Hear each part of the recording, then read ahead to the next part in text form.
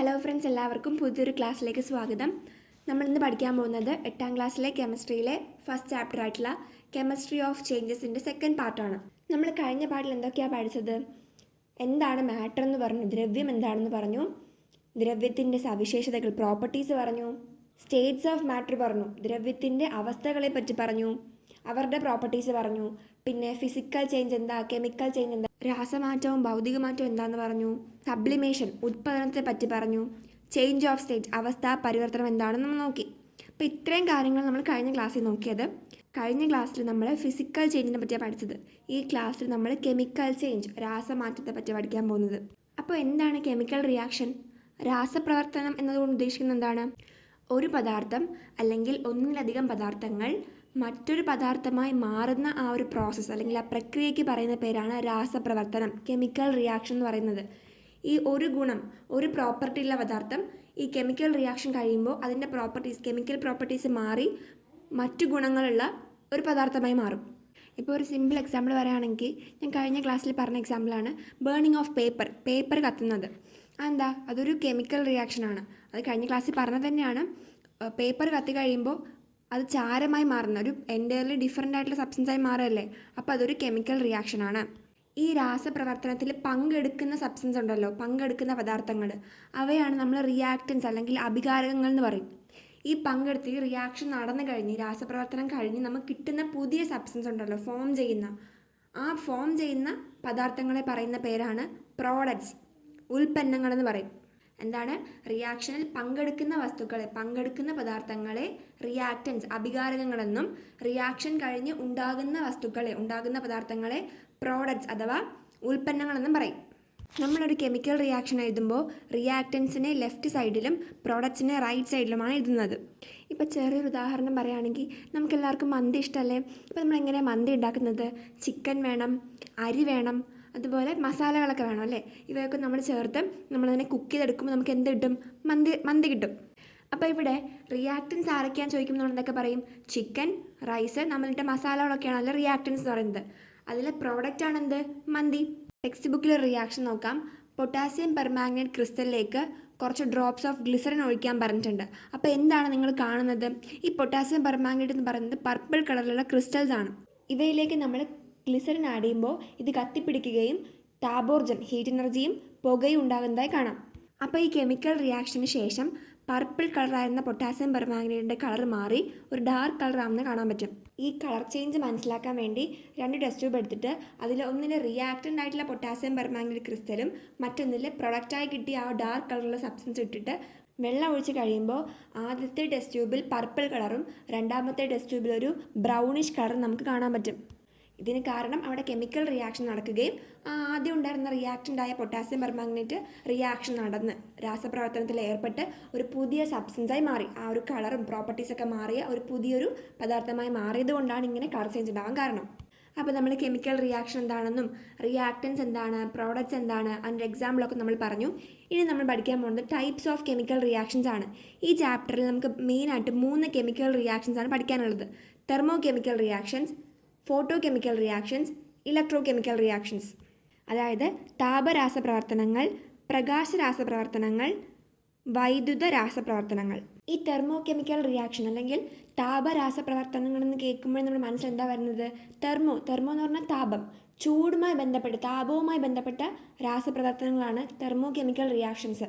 Photo chemical reactions അല്ലെങ്കിൽ പ്രകാശ രാസപ്രവർത്തനങ്ങൾ എന്ന് കേൾക്കുമ്പോൾ നമുക്ക് ഫോട്ടോ എന്ന് പറഞ്ഞു കഴിഞ്ഞാൽ ലൈറ്റ് എന്നാണ് മീൻ ചെയ്യുന്നത്. ലൈറ്റിൻ്റെ ഒരു പാർട്ടിക്കിളാണ് ഫോട്ടോൺ. അപ്പോൾ ആ ഒരു ഉദ്ദേശത്തിലാണ് ഫോട്ടോ കെമിക്കൽ റിയാക്ഷൻസിനെ ലൈറ്റുമായി ബന്ധപ്പെടുത്തി പറയുന്നത്. അപ്പം അത് ലൈറ്റുമായി, പ്രകാശവുമായി ബന്ധമുള്ള റിയാക്ഷൻസിനെയാണ് ഫോട്ടോ കെമിക്കൽ റിയാക്ഷൻസ് എന്ന് പറയുന്നത്. ഇലക്ട്രോ കെമിക്കൽ റിയാക്ഷൻസ്, വൈദ്യുത രാസപ്രവർത്തനങ്ങൾ എന്ന് കേൾക്കുമ്പോഴറിയാം വൈദ്യുതി, കറണ്ട്, ഇലക്ട്രിസിറ്റിയുമായി ബന്ധപ്പെട്ട റിയാക്ഷൻസ് ആണ് വൈദ്യുത രാസപ്രവർത്തനങ്ങൾ. അപ്പം നമുക്കിനി ഓരോ റിയാക്ഷൻസ് ആയിട്ട് നോക്കാം. ആദ്യം തെർമോ കെമിക്കൽ റിയാക്ഷൻസ് നോക്കാം. തെർമോ കെമിക്കൽ റിയാക്ഷൻസ് 2 തരത്തിലാണുള്ളത്. എക്സോതെർമിക് റിയാക്ഷൻസ്, താപമോചക പ്രവർത്തനങ്ങൾ. അടുത്ത് എൻഡോതെർമിക് റിയാക്ഷൻസ്, താപാഗിരണ പ്രവർത്തനങ്ങൾ.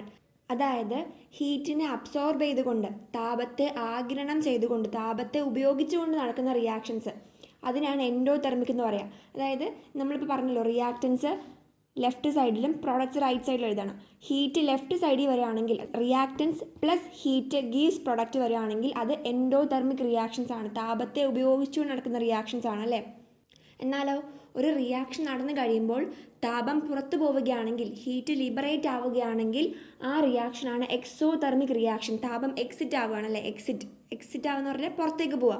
അപ്പോൾ എക്സോതെർമിക് റിയാക്ഷൻ എന്ന് പറയുമ്പോൾ എന്താണ്, താപം പുറത്ത് പോകുന്ന റിയാക്ഷൻ, താപം പുറത്തേക്ക് പോവാണ്. ഒരു റിയാക്ഷൻ നടന്നു കഴിയുമ്പോൾ താപം പുറത്തു പോകണം എന്ന് പറയുമ്പോൾ reactants gives product plus heat. പ്രോഡക്റ്റിൻ്റെ സൈഡിൽ റൈറ്റ് സൈഡിലായിരിക്കും ഹീറ്റ് വരുന്നുണ്ടാവുക. അപ്പോൾ എന്താണ് പറഞ്ഞത്, തെർമോകെമിക്കൽ റിയാക്ഷൻ രണ്ട് തരത്തിലുണ്ട്, എൻഡോതെർമിക് റിയാക്ഷനും എക്സോതെർമിക് റിയാക്ഷനും. എൻഡോതെർമിക് എന്ന് പറയുമ്പോഴേക്കും താപത്തെ ആഗിരണം ചെയ്യുന്ന, ഹീറ്റിനെ അബ്സോർബ് ചെയ്യുന്ന റിയാക്ഷൻസ് ആണ് എൻഡോതെർമിക് റിയാക്ഷൻസ്. താപത്തെ പുറത്തുവിടുന്ന, ഹീറ്റിനെ ലിബറേറ്റ് ചെയ്യുന്ന റിയാക്ഷൻസ് ആണ് എക്സോതെർമിക് റിയാക്ഷൻസ്. ടെക്സ്റ്റ് ബുക്കിലെ കുറച്ച് എക്സാമ്പിൾസ് നോക്കാം, എന്നിട്ട് നമുക്കതിനെ എക്സോതെർമിക് ആണോ എൻഡോതെർമിക് ആണോ എന്ന് ക്ലാസിഫൈ ചെയ്യാം. ആദ്യം തന്നെ അവർ പറയുന്നുണ്ട്, ഒരു ടെസ്റ്റ് ട്യൂബ് എടുക്കുക, ആ ടെസ്റ്റ് ട്യൂബിലേക്ക് ഡൈല്യൂട്ട് ആയിട്ടുള്ള ഹൈഡ്രോക്ലോറിക് ആസിഡ് HCl എന്ത് ചെയ്യുക, ഒഴിക്കുക. എന്നിട്ട് അതിലേക്ക് മെഗ്നീഷ്യം മെറ്റലിൻ്റെ ഒരു പീസ് ഇട്ട് കൊടുക്കുക. എന്താണ് കാണുന്നത്, നേർപ്പിച്ച ഹൈഡ്രോക്ലോറിക് ആസിഡിലേക്ക് മെഗ്നീഷ്യത്തിൻ്റെ ഒരു കഷ്ണം ഇട്ട് കൊടുക്കുമ്പോൾ അവിടെ കെമിക്കൽ റിയാക്ഷൻ നടന്ന് കുഞ്ഞു കുഞ്ഞു കുമിളകൾ, സ്മോൾ ബബിൾസ് ഫോം ചെയ്യുന്നത് കാണാൻ പറ്റും. എന്തുകൊണ്ടാണ് ഇങ്ങനെ സ്മോൾ ബബിൾസ് ഫോം ചെയ്യാൻ കാരണം, അവിടെ എന്തോ ഒരു ഗ്യാസ് പുറത്തേക്ക് പോകുന്നുണ്ട്, ഒരു ഗ്യാസ് ലിബറേറ്റ് ആവുന്നുണ്ട്. അതുകൊണ്ടാണ് ഇങ്ങനെ സ്മോൾ ബബിൾസ്, കുഞ്ഞു കുമിളകൾ ഉണ്ടാവാൻ കാരണം. അവിടെ ഉണ്ടായ ഗ്യാസ്, അവിടെ ഉണ്ടായ വാതകം ഹൈഡ്രജനാണ്. ഈ ഹൈഡ്രജനാണ് അവിടെ ഉണ്ടായെന്ന് എങ്ങനെ മനസ്സിലാക്കാൻ പറ്റും, അതിന് വേണ്ടിയിട്ട് കത്തുന്നൊരു തീപ്പെട്ടിക്കൊണ്ട് നമ്മൾ എന്ത് ചെയ്യുക, ഈ ടെസ്റ്റ് ട്യൂബിൻ്റെ വാതകം പുറത്തേക്ക് പോകുന്ന ടെസ്റ്റ് ട്യൂബിൻ്റെ വായു ഭാഗത്ത് കൊണ്ട് വെക്കുമ്പോൾ ആ വാതകം ഒരു പോപ്പ് സൗണ്ടോടുകൂടി, ഒരു ടപ്പ് സൗണ്ടോടുകൂടി കത്തുകയാണെങ്കിൽ ആ വാതകം ഹൈഡ്രജൻ ആണെന്ന് മനസ്സിലാക്കാൻ പറ്റും. അതുപോലെ തന്നെ ഈ റിയാക്ഷൻ നടത്തി ടെസ്റ്റ് ട്യൂബിൻ്റെ അടിഭാഗത്ത് നമ്മൾ തൊട്ട് നോക്കിക്കഴിഞ്ഞാൽ നമുക്ക് ചൂട് അനുഭവപ്പെടും. അപ്പോൾ നമുക്ക് എന്ത് മനസ്സിലായി, ഇങ്ങനെ ഈ മെഗ്നീഷ്യം ഹൈഡ്രോക്ലോറിക് ആസിഡുമായിട്ട് റിയാക്ട് ചെയ്തപ്പോൾ അവിടെ എന്ത്, ഹീറ്റ്, ചൂട് പുറത്തേക്ക് വന്നു. അതുകൊണ്ടാണ് നമുക്ക് ടെസ്റ്റ് ട്യൂബിൽ ചൂട് അനുഭവപ്പെട്ടത്. അപ്പോൾ ഇതെന്ത് റിയാക്ഷനാണ്, ഇത് എക്സോതെർമിക് റിയാക്ഷനാണ്. കാരണം ചൂട് പുറത്തേക്ക് വരികയല്ല ചെയ്തത്, ചൂട് പുറത്തേക്ക് വന്നാൽ, ചൂട് പുറത്തേക്ക് പോവുകയാണെങ്കിൽ അത് എക്സോതെർമിക് റിയാക്ഷൻ അല്ലേ. അപ്പം ഇവിടെ നമുക്ക് ആ ചൂട് അനുഭവപ്പെടാൻ കാരണം ചൂട് പുറത്ത് വന്നതുകൊണ്ടാണ്. അപ്പോൾ പ്രവർത്തന ഫലമായി ഉണ്ടായ ഹൈഡ്രജനോടൊപ്പം താപവും ചൂടും ഹീറ്റും പുറത്തു വന്നു. അപ്പോൾ ഞാൻ പറയുകയാണ്, എക്സോതെർമിക് റിയാക്ഷനാണെന്ന് എനിക്ക് മനസ്സിലാക്കണമെങ്കിൽ ആ റിയാക്ഷന് ശേഷം ചൂടാണ് എനിക്ക് അനുഭവപ്പെടുന്നതെങ്കിൽ, ആ റിയാക്ഷന് ശേഷം തൊട്ട് നോക്കുമ്പോൾ ചൂട് അനുഭവപ്പെടുകയാണെങ്കിൽ അത് എക്സോതെർമിക് റിയാക്ഷൻ ആയിരിക്കും. എന്നാൽ റിയാക്ഷന് ശേഷം തണുപ്പാണെങ്കിലോ അത് എൻഡോതെർമിക് റിയാക്ഷൻ ആയിരിക്കും. അപ്പം ഞാൻ ഈ റിയാക്ഷൻ ഒന്ന് എഴുതാം. ഈ റിയാക്ഷനിലെ അഭികാരകങ്ങൾ ഏതൊക്കെയാണ് നിങ്ങൾ നോക്കും, ഏതൊക്കെയാണ്, മെഗ്നീഷ്യവും ഡൈല്യൂട്ട് ആയിട്ടുള്ള ഹൈഡ്രോക്ലോറിക് ആസിഡും ആണല്ലേ. ഇതിലെ പ്രൊഡക്റ്റോ, ഉൽപ്പന്നങ്ങളോ, ഹൈഡ്രജൻ ഗ്യാസും മെഗ്നീഷ്യം ക്ലോറൈഡ് MgCl2 എന്നാണ് പറയുന്നത്. ഇത് രണ്ടുമാണ് ഇവിടുത്തെ പ്രോഡക്ട്സ്. ഇനി വേറൊരു റിയാക്ഷൻ കാണാം, ക്യുക്ക് ലൈം, നീറ്റ് കക്കയും വെള്ളവും റിയാക്ട് ചെയ്യുമ്പോൾ സ്ലേക്കഡ് ലൈം, ചുണ്ണാമ്പും ഹീറ്റും പുറത്തുവരുന്ന കാണാൻ പറ്റും. അതും ഒരു എക്സോതെർമിക് റിയാക്ഷനാണ്. അതുകൊണ്ടാണ് ക്യുക്ക് ലൈമും വാട്ടറും റിയാക്ട് ചെയ്തപ്പോൾ ഹീറ്റ് പുറത്തു വരാൻ കാരണം, സ്ലേക്കഡ് ലൈമും ഹീറ്റും. അപ്പോൾ നമ്മൾ എക്സോതെർമിക് റിയാക്ഷൻസിന് എക്സാമ്പിൾസ് നോക്കി. ഇനി നമുക്ക് എൻഡോതെർമിക് റിയാക്ഷൻസിനെ, ഹീറ്റിനെ അബ്സോർബ് ചെയ്തുകൊണ്ട്, താപത്തെ ആഗിരണം ചെയ്തുകൊണ്ട് നടക്കുന്ന രാസപ്രവർത്തനങ്ങൾക്കുള്ള എക്സാമ്പിൾ നോക്കാം. ഫസ്റ്റ് എക്സാമ്പിളിലും ഇവിടെ നമ്മുടെ ആൾ പൊട്ടാസ്യം പെർമാംഗനേറ്റ് ആണ്. കുറച്ച് പൊട്ടാസ്യം പെർമാംഗനേറ്റ് ഒരു ടെസ്റ്റ് ട്യൂബിൽ എടുത്തിട്ട് നമ്മൾ ചൂടാക്കുക, നമ്മൾ ചൂട് കൊടുക്കുകയാണ് അല്ലേ. അപ്പോൾ ചൂടാക്കുന്നു, ചൂടാക്കി കഴിയുമ്പോൾ നമുക്കൊരു പ്രോഡക്റ്റ് കിട്ടും. ആ പ്രോഡക്റ്റ്സിൻ്റെ കൂട്ടത്തിൽ ഒരു ഗ്യാസും കൂടെ ഉണ്ടാവും, ഒരു ഗ്യാസും കൂടെ പ്രൊഡ്യൂസ് ആയിട്ടുണ്ടാവും. ആ ഗ്യാസ് ഏതാണെന്ന് മനസ്സിലാക്കാൻ വേണ്ടിയിട്ട് നിങ്ങൾ ആ ടെസ്റ്റ് ട്യൂബിൻ്റെ വായു ഭാഗത്ത് കത്തുന്ന ചന്ദനത്തിരി കൊണ്ടുവയ്ക്കുക. ബേണിംഗ് ഇൻസെൻസ് സ്റ്റിക്ക് കൊണ്ടുവയ്ക്കുമ്പോൾ അതെന്ത് ചെയ്യും, ആളി കത്തുന്ന കാണാൻ പറ്റും. തീ, നമുക്കറിയാം ചന്ദനത്തിരി എന്ന് പറയുമ്പോൾ ചെറിയൊരു തീ ഉണ്ടാവുള്ളൂ അതിൽ. എന്നാൽ ഈ ഗ്യാസിന് മേലെ നമ്മൾ ഈ ചന്ദനത്തിരി കൊണ്ട് വയ്ക്കുമ്പോൾ അത് ആളി കത്തുന്നത് കാണാൻ പറ്റും. അതിൽ നമുക്ക് മനസ്സിലായി ആ ലിബറേറ്റ് ആയ ഗ്യാസ് ഓക്സിജനാണ്. കാരണം ഓക്സിജൻ എന്ന് പറയുന്ന വാതകം കത്താൻ സഹായിക്കുന്ന ഗ്യാസാണ്. ഓക്സിജൻ സപ്പോർട്ട്സ് കമ്പഷൻ, കമ്പഷൻ എന്ന് പറഞ്ഞാൽ ബേണിംഗ്, കത്താൻ സഹായിക്കുന്ന വാതകമാണ് ഓക്സിജൻ. അതുകൊണ്ടാണ് ഈ ഇൻസെൻസ് സ്റ്റിക്ക്, ഈ ഒരു ചന്ദനത്തിരി ആളി കത്താൻ കാരണം. പൊട്ടാസ്യം പെർമാംഗനേറ്റിനെ ചൂടാക്കുമ്പോൾ അത് ഡീകമ്പോസ് ആകും. അപ്പോൾ ഡീകമ്പോസിഷൻ ഓഫ് പൊട്ടാസ്യം പെർമാംഗനേറ്റ് എന്താണ്, ഒരു എൻഡോതെർമിക് റിയാക്ഷൻ ആണ്. അത് ഓക്സിജൻ ഗ്യാസ് പ്രൊഡ്യൂസ് ചെയ്യും. Which form of energy is use to decompose potassium permanganate, heat എനർജിയാണ് അല്ലേ. താപോർജ്ജം ഉപയോഗിച്ചാണ് നമ്മൾ എന്ത് ചെയ്തത്, ഇതിനെ ഡീകമ്പോസ് ചെയ്തത്. അതുപോലെ തന്നെ വേറൊരു എക്സ്പെരിമെൻ്റ് ആണ്, ഒരു വാച്ച് ഗ്ലാസ്സിൽ അമോണിയം ക്ലോറൈഡ് എടുക്കുക, NH4Cl. അമോണിയം ക്ലോറൈഡ് എടുത്തിട്ട് അതിലേക്ക് ബേരിയം ഹൈഡ്രോക്സൈഡ് ആഡ് ചെയ്യാം. ബേരിയം ഹൈഡ്രോക്സൈഡ് ആഡ് ചെയ്ത് മിക്സ് ചെയ്ത് കഴിയുമ്പോൾ എന്നിട്ട് നിങ്ങൾ ആ വാച്ച് ഗ്ലാസിൻ്റെ അടിഭാഗത്ത് തൊട്ട് നോക്കുമ്പോൾ നിങ്ങൾക്ക് എന്താ അനുഭവപ്പെടുന്നത്? ചൂടാണോ തണുപ്പാണോ? നമുക്ക് തണുപ്പായിരിക്കും അനുഭവപ്പെടുന്നുണ്ടാവുക, ചൂടായിരിക്കില്ല, തണുപ്പായിരിക്കും. അപ്പോൾ എന്ത് മനസ്സിലായി? ഒരു റിയാക്ഷൻ കഴിഞ്ഞ് എനിക്ക് തണുപ്പ് അനുഭവപ്പെടുകയാണെങ്കിൽ ആ റിയാക്ഷൻ എൻഡോതെർമിക് ആണ്, കാരണം ഹീറ്റിനെ അബ്സോർബ് ചെയ്തുകൊണ്ട് നടക്കുന്ന റിയാക്ഷനാണ്.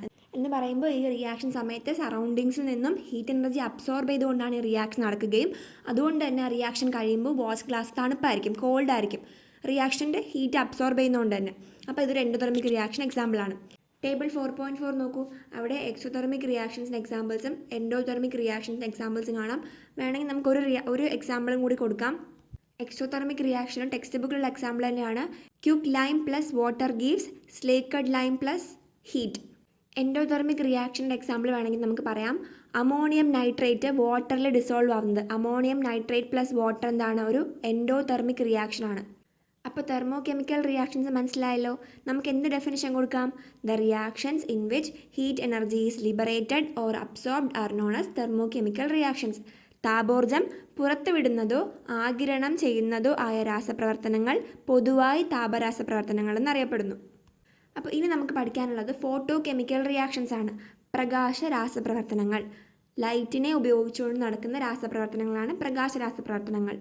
അപ്പോൾ നമ്മൾ തെർമോ കെമിക്കൽ റിയാക്ഷനിൽ പറഞ്ഞ പോലെ തന്നെ ഇവിടെയും ലൈറ്റിനെ അബ്സോർബ് ചെയ്യുന്നതും പ്രകാശത്തെ ആഗിരണം ചെയ്യുന്നതും പ്രകാശത്തെ പുറത്തുവിടുന്നതുമായ റിയാക്ഷൻസ് ഉണ്ട്. നമുക്ക് എക്സാമ്പിൾസ് നോക്കാം. ഒരു വാച്ച് ഗ്ലാസ്സിൽ കുറച്ച് സിൽവർ നൈട്രേറ്റ് സൊല്യൂഷൻ എടുക്കാം. എന്നിട്ട് അതിലേക്ക് എന്ത് ചെയ്യുക? Sodium chloride solution, sodium chloride ലായനി അഥവാ ഉപ്പുവെള്ളം എന്ന് പറയാം, അത് കുറച്ച് മിക്സ് ചെയ്തിട്ട് അതിലേക്ക് 2 കഷ്ണം പഞ്ഞി മുക്കി ഒരു പഞ്ഞി കഷ്ണം ഒരു കറുത്ത കടലാസിലും മറ്റേതെന്ത് ചെയ്യുക? തുറന്ന് വെച്ചിട്ട് രണ്ടും കുറച്ച് സമയത്തേക്ക് മാറ്റി വയ്ക്കാം.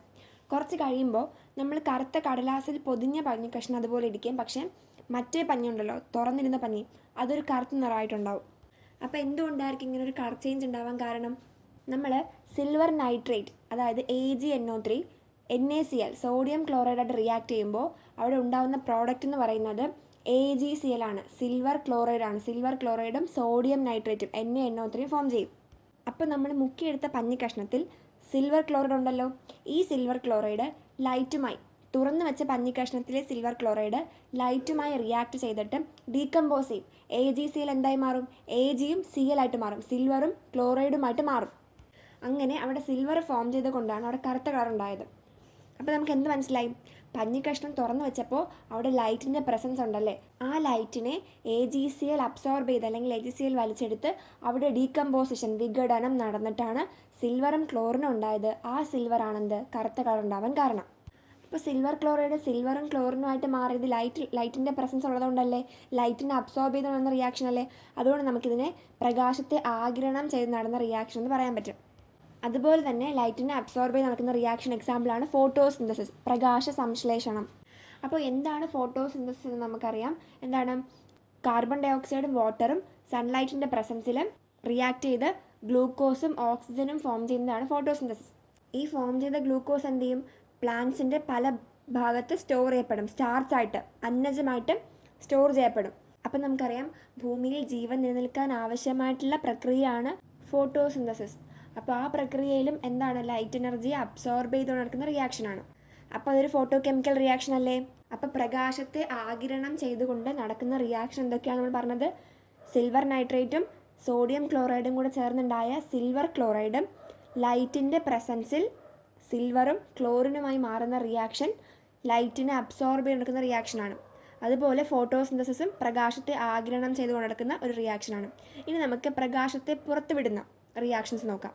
അതിനു മുമ്പായിട്ട് ഫോട്ടോസിന്തസിസ് എന്ന് പറയുന്ന പ്രക്രിയയിൽ നടക്കുന്ന എനർജി കൺവേർഷൻ എന്താണെന്ന് നമുക്ക് നോക്കാം. അവിടെ ലൈറ്റ് എനർജിയിലെ ഈ അബ്സോർബ് ചെയ്യുന്ന ലൈറ്റ് എനർജി റിയാക്ഷൻ നടക്കാൻ സഹായിക്കുന്നുണ്ടല്ലോ, ആ ലൈറ്റ് എനർജി എന്തായി മാറുന്നുണ്ട്? കെമിക്കൽ എനർജി ആയിട്ട് മാറുകയാണ്. അപ്പോൾ അവിടുത്തെ എനർജി കൺവേർഷൻ എന്താണ്? ലൈറ്റ് എനർജി ഇൻറ്റു കെമിക്കൽ എനർജിയാണ്. ഇനി ലൈറ്റിനെ ലിബറേറ്റ് ചെയ്യുന്ന, പ്രകാശത്തെ പുറത്തു വിടുന്നതിന് നമുക്കൊരു ഇൻട്രസ്റ്റിംഗ് ആയിട്ടുള്ള ഉദാഹരണം നോക്കാം. നമ്മളെല്ലാവരും മിന്നാമിന്നെ കണ്ടിട്ടില്ലേ? മിന്നാമിന്നിയുടെ ശരീരത്തിൽ ലൈറ്റ് കത്തി നിൽക്കുന്നുണ്ടാവും അല്ലേ. ഇങ്ങനെ ലൈറ്റ് കത്താനുള്ള കാരണം എന്താ? ഈ മിന്നാമിനുങ്ങളുടെ ശരീരത്തിനുള്ളിൽ ലൂസിഫറിൻ എന്ന് പറയുന്ന ഒരു കെമിക്കൽ സബ്സ്റ്റൻസ്, ഒരു രാസവസ്തു ഉണ്ട്. ഈ രാസവസ്തു ഓക്സിജനുമായിട്ട് റിയാക്ട് ചെയ്യുമ്പോൾ എന്ത് സംഭവിക്കും? ആ ഓക്സിജനുമായിട്ടുള്ള റിയാക്ഷനിൽ അവരെന്ത് ചെയ്യുന്നു? ലൈറ്റിനെ പുറത്തുവിടുന്നു. ഈ ഓക്സിജനുമായിട്ട് റിയാക്ട് ചെയ്യുന്നത് ലൂസിഫറേസ് എന്ന് പറയുന്ന ഒരു എൻസൈമിൻ്റെ പ്രസൻസിലാണ്. ഓർത്ത് വയ്ക്കുക, അവരുടെ ശരീരത്തിനുള്ളിലെ ലൂസിഫെറിൻ എന്ന് പറയുന്ന രാസവസ്തു ലൂസിഫറൈസ് എന്ന് പറയുന്ന എൻസൈമിൻ്റെ സഹായത്തോടു കൂടി ഓക്സിജനുമായിട്ട് റിയാക്ട് ചെയ്ത് പ്രകാശത്തെ പുറത്തുവിടുന്നു. പൊതുവെയുള്ള എല്ലാ എൻസൈമുകളുടെ അവസാനം എയ്സ് എന്നായിരിക്കും. അപ്പോൾ നിങ്ങൾ ഓർത്ത് വെച്ചിരിക്കുക, ലൂസിഫെറിൻ എന്ന് പറയുന്ന കെമിക്കൽ സബ്സ്റ്റൻസ് ലൂസിഫറൈസ് എന്ന എൻസൈമിൻ്റെ സഹായത്തോടു കൂടി പ്രകാശത്തെ പുറത്തുവിടുന്നു. ഈ പ്രതിഭാസത്തെ പറയുന്ന പേരാണ് ബയോലൂമിനസെൻസ്, ജൈവദീപ്തി. കടലിലെ ചില ജീവികൾക്കൊക്കെ ബയോലൂമിനസെൻസ് കാണിക്കാൻ പറ്റും. അത് നീല കളർ പ്രകാശം പോലെയൊക്കെ കാണും. അതൊക്കെ എന്താണ്? ബയോലൂമിനസെൻസ് ആണ്. അപ്പോൾ ഇവിടെയൊക്കെ എന്താ സംഭവിക്കുന്നത്? ലൈറ്റ് എനർജി പുറത്തേക്ക് വരികയാണല്ലോ, ലൈറ്റ് എനർജി ലിബറേറ്റ് ആണ്. അപ്പോൾ ഇതെന്താണ്? ലൈറ്റിനെ പുറത്തേക്ക് വിടുന്ന ഒരു റിയാക്ഷനാണ്. അപ്പോൾ ഇവിടുത്തെ എനർജി കൺവേർഷൻ എന്താണ്? നമ്മൾ നേരത്തെ പറഞ്ഞു ലൈറ്റ് എനർജി എന്തായി മാറുകയാണ്? കെമിക്കൽ എനർജിയായി മാറുകയെന്ന് പറഞ്ഞു ഫോട്ടോസിന്തസിസിൽ.